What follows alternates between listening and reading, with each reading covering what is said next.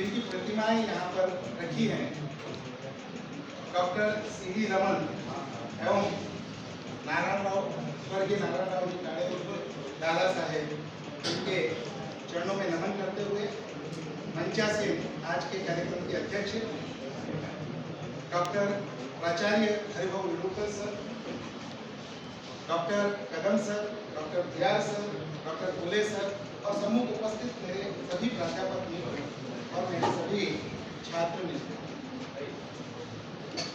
विज्ञान राष्ट्रीय विज्ञान दिन के अवसर पर मुझे यहाँ बोलने के लिए आमंत्रित किया गया है।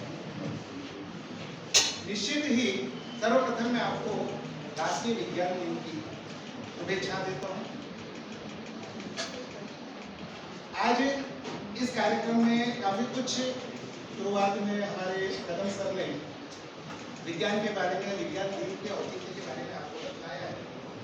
हमारे विद्यार्थियों ने भी काफी कुछ बोला है। उसके बाद हमारे बिहार सर ने भी उस पर काफी प्रकार साथ ही रोशन से सर का विज्ञान में संशोधन या अन्य कार्यों के लिए उनका जो पुरस्कार उनको मिला है, उसके लिए उनका पुनश्च मैं उनको एक बार अपनी उनको बधाई देता हूँ।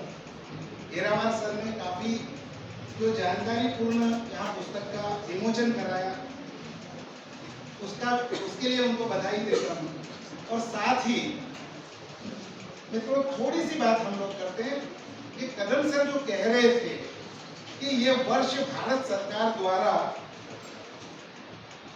हमारे देश में स्व निर्मित विज्ञान चीजों के लिए निर्धारित किया है।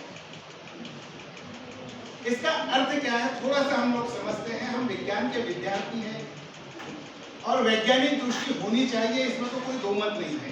तो उदाहरण मैं आपको बतलाता हूं कि एक तो डॉक्टर सीवी रमन जिन्होंने रमन इफेक्ट्स के नाम से एक थ्योरी प्रस्तुत की और उस थ्योरी के आधार पर हमारी छह किरणों का और अनेक चीजों का आविष्कार हुआ जिसका उपयोग हम आज कर रहे हैं। दूसरे डॉक्टर स्वामी विवेकानंद जो हमारे देश में एक युग पुरुष के रूप में जाने जाते हैं। स्वामी विवेकानंद को एक प्रश्न उपस्थित हुआ जब वे मां काली की प्रतिमा के सम्मुख खड़े थे और उस मूर्ति के ऊपर से एक चूहा जा रहा था। तब उनके समझ एक प्रश्न उपस्थित हुआ कि यह मूर्ति, पत्थर की मूर्ति जिस पर चूहे चल सकते हैं, क्या हमारे सम्मुख सचमुच ये प्रणाम करने योग्य हो सकती है, जो अपने आप को एक चूहे से भी नहीं बचा सकती? मित्रों वैज्ञानिक दृष्टि का अर्थ क्या होता है पहले ये समझना है।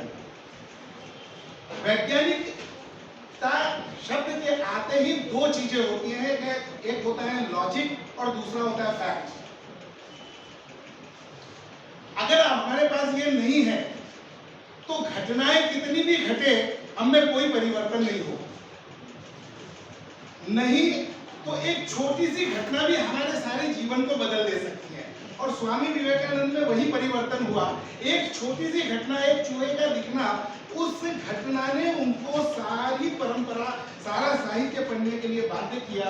और साथ ही विवेकानंद आज युवकों के प्रेरणा स्रोत है। कहने का तात्पर्य मात्र इतना है कि हम जिस क्षेत्र में हैं, हमारे पास बहुत कुछ है। हमारे हाथ में मोबाइल है, हमारे घर में टीवी है और इतने गैजेट्स हैं जिसकी कल्पना तक अभी हम यहाँ बैठकर आर्मी में नहीं करते। आपको मालूम होगा कि मोदी जी एक ही समय में कई जगहों पर भाषण देते हैं, एक ही समय में। Are you believe? आप इसमें विश्वास कर सकते हैं? कर सकते हैं क्या? कितने लोग करते हैं? बोलिए हाथ उठाइए। दे सकते हैं? इसको कहते हैं त्रिआयामी प्रतिमा। क्या कहते हैं उसको? यानी एक इस प्रकार का डिवाइस है जिसके माध्यम से वे खड़े दिखाई देते, वहां पर होते नहीं। आपने पिक्चर में सलमान खान को देखा था? एक जगह पे वो गोल गोल ऐसा घूमता रहता है और सामने से एक व्यक्ति उसको देखकर गोली चलाता है और पता चलता है कि यहाँ तो सलमान खान है ही नहीं, वो कहीं दूसरी जगह है। ये फिल्मों में देखा है और ओरिजिनल में होता है। कहने का तात्पर्य मात्र इतना है कि हम विज्ञान के क्षेत्र में पहले तो हमको ये पता करना है कि हम कहाँ खड़े हैं, और फिर हम उसमें से और नया क्या खोज सकते हैं। वैज्ञानिक दृष्टि का अर्थ ये नहीं होता है कि हम केवल विज्ञान या अंधविश्वास में चर्चा करते बैठे। अंधविश्वास जिसको कहते हैं, हमारे कई लोगों के लिए वही विश्वास होता है, लेकिन ये विश्वास क्यों जागरूक हुआ, कब जागरूक हुआ, किसने जागरूक किया, क्यों किया, और सचमुच ये विश्वास होना चाहिए या नहीं होना चाहिए, जिस दिन हम इन प्रश्नों के उत्तर ढूंढ लेते हैं उसी दिन हम विज्ञानवादी हो जाते हैं। यज्ञ हमारे यहाँ पर, हम घर में जब पूजा करते हैं, किसी उद्घाटन करते हैं तो यज्ञ करवाते हैं। अब किसने कह दिया हमको यज्ञ करवाने को, क्या जरूरत है घर में यज्ञ करवाने की? कितने लोगों को लगता है कि करवाना चाहिए या नहीं करवाना चाहिए? अरे कराने या नहीं कराने से कोई फर्क नहीं पड़ता। आप शादी में कितनी परंपराएं निभाते हैं इससे कोई फर्क नहीं पड़ता है। जितने लोग रजिस्टर्ड मैरिज कर रहे हैं वो भी अच्छे से अपना जीवन बिता रहे हैं, उनको कोई बहुत फर्क पड़ गया? बहुत फर्क पड़ गया क्या? नहीं पड़ा। फिर ये सारी चीजें क्यों बनाई होगी, किसने बनाई होगी, इसके पीछे के कार्य कारण संबंध क्या है? What is work cause and कार्य कारण परिणाम सिद्धांत, यानी उन तीनों के बीच के संबंध क्या है? जब तक हम इन चीजों को समझना नहीं सीखते तब तक हम विज्ञान में आगे नहीं बढ़ते। जब हम कोई चीज देखते हैं रास्ते पर चलते हुए भी, जैसे अभी सीवी रमन के बारे में बात हो रही थी, उनको भी तो वही पानी दिखाई दिया जो हम रोज देखते हैं। उनके दिमाग में एक प्रश्न उत्पन्न हुआ, ये नीला क्यों है? उनको कारण भी, उत्तर भी बता दिया गया कि भाई ऊपर आकाश नीला है इसलिए।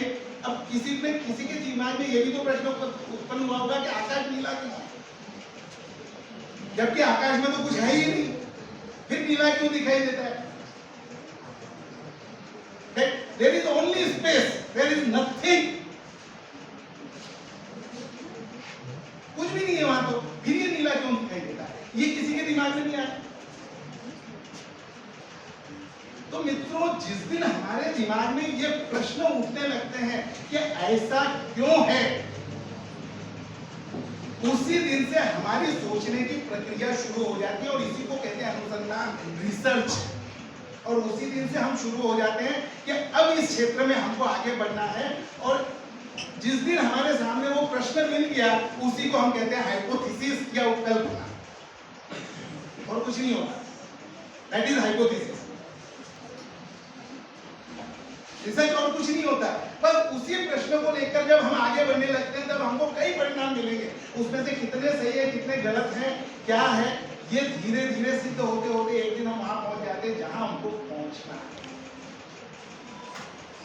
और जिस दिन इन बातों को हम समझ जाते हैं मित्रों, कि आज हम बात कर रहे थे एक प्रश्न की कि भारत सरकार ने आज हमारे सामने जो लक्ष्य रखा है कि हर क्षेत्र में भारतीयता होनी चाहिए, हमारा स्वयं उद्योग होना चाहिए।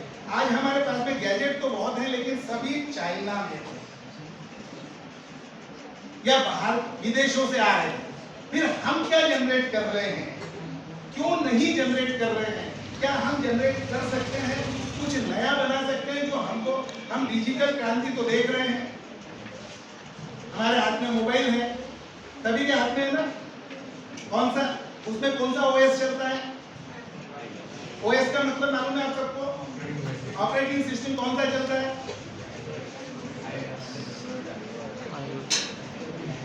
जिनके पास में एप्पल का होगा वो कहेंगे एप्पल का चलता है, और जिनके पास में नहीं है वो कहेंगे एंड्रॉइड का चलता है। बराबर है? अब एंड्रॉइड किस पे आधारित है, कितने लोग बता सकते हैं? क्योंकि हमने कभी पढ़ा ही नहीं। उसका कर्नल कहां से लिया गया है, उसको लिनक्स एक फ्रीवेयर है, वो हम ले सकते हैं क्या? हमने कभी पढ़ने की कोशिश नहीं की, समझने की कोशिश नहीं की, क्योंकि हमारे हाथ में आते ही हम तो उससे खेलने फिर रहे। जो जानकारियां हैं जिस दिन हम लेते हैं फिर हम उसमें कुछ बदलाव कर सकते हैं क्या हुआ। एक और उदाहरण बताता हूँ, अपनी बात को खत्म करता हूँ कि हमारे भारत सरकार ने एक प्रश्न उठाया कि हमारी जानकारियां हमारे देश से बाहर नहीं जानी चाहिए। गूगल ने कहा कोई बात नहीं, अगर आपकी जानकारियां बाहर नहीं जानी चाहिए तो हम एंड्रॉइड बंद कर देते हैं। क्या परिणाम होगा बता सकता है कोई बता सकता है? एंड्रॉइड बंद होती है आपके मोबाइल सारे बंद पड़ जाए, क्योंकि जितने लोगों के हाथ में से एप्पल को छोड़कर किसी दूसरे का जो दूसरा हमारे पास में वो एंड्रॉइड है और वो जिस दिन बंद हो गया हमारे मोबाइल बंद पड़ जाएंगे। फिर हमको क्या करना है, इसका तोड़ खोजने के लिए आईआईटी ने एक हारोस नाम से ओएस बनाया कि ठीक है बेटा तेरा लेके जा, जल्दी से हम तैयार करें, ले जा, तो जिस दिन कहेगा हम उस दिन हटाएंगे। लेकिन गूगल वाले को मालूम है कि यहाँ से हटा दिया तो करोड़ों रुपए की जो जानकारी हमको मिल रही है जिसके बल पर आज हम कमा रहे हैं अरबों खरबों रुपए, क्योंकि जो भी आप सर्च करते हैं वो सीधा कहा जाता है गूगल पर, और गूगल खोज कर देता है, गूगल में नहीं देता, आपका डाटा खर्चा होता है और उसके पैसे आप पे करते हैं, गूगल में कुछ नहीं देता। जिस दिन आप इस चीज को समझ जाएंगे उस दिन विज्ञान को भी समझ जाएंगे, उस दिन हमारी आर्थिकता को भी समझ जाएंगे, हमारे देश को भी समझ जाएंगे, हमारे विज्ञान को भी समझ जाएंगे। और अंत में केवल इतना ही कहूंगा कि जिसे लक्ष्य का ज्ञान है तो किंचित पद से हटता नहीं, उसे मुश्किलें क्या झुकाएंगी जो मौत से भी डरता नहीं।